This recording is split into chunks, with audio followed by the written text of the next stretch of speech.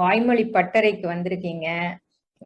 Pronunciation பார்க்கணும், உச்சரிப்பு, rhythm and fluency, ஏற்ற இறக்கம் மற்றும் சரளத்தை பார்க்கணும். எக்ஸ்பிரசிவ்னஸ்னா வந்து அந்த கண்டென்ட்டுக்கு தகுந்த மாதிரி நம்ம வந்து பிச்சை கொஞ்சம் மாத்தி கொஞ்சம் பேசும்போது நமக்கு வந்து மதிப்பெண்கள் வந்து கண்டிப்பா கூடுதலாக கிடைக்கும். இதுதான் வந்து வாசிப்பின் உத்தி முறைகள். Understand the theme of the video. Establish the eye contact with the examiner when you converse. அப்படின்னா என்ன, அவங்களோட வந்து பார்த்து பேசணும். அவங்க கண்ணை பார்க்க அவங்களுக்கு பயமா இருந்ததுன்னா நீங்க நெத்தியை பார்த்து பேசலாம்.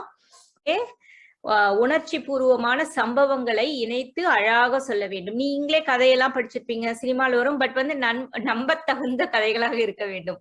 நம்பவே முடியாத மாதிரி சொல்லக்கூடாது நீங்க, சரியா?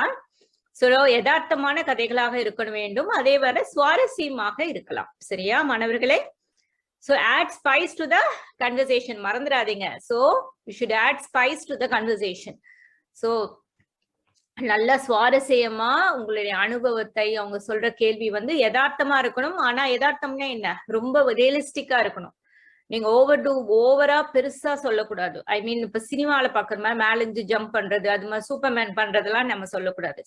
என்னென்ன மிஸ்டேக்ஸ் வந்து மாணவர்கள் செய்வாங்க அப்படிங்கிறது, talk with much gaps in between. ரொம்ப இடைவேளை விடக்கூடாது. பிராக்டிஸ் இல்லைன்னா உங்களுக்கு வந்து என்ன ஆகும், ரொம்ப இடைவேளை. அதுக்கு தான் நான் சொல்றேன், அந்த 10 minutesல வந்து கொஞ்சம் யோசிச்சு வச்சுக்கோங்க. பாயிண்ட் 1, 2, 3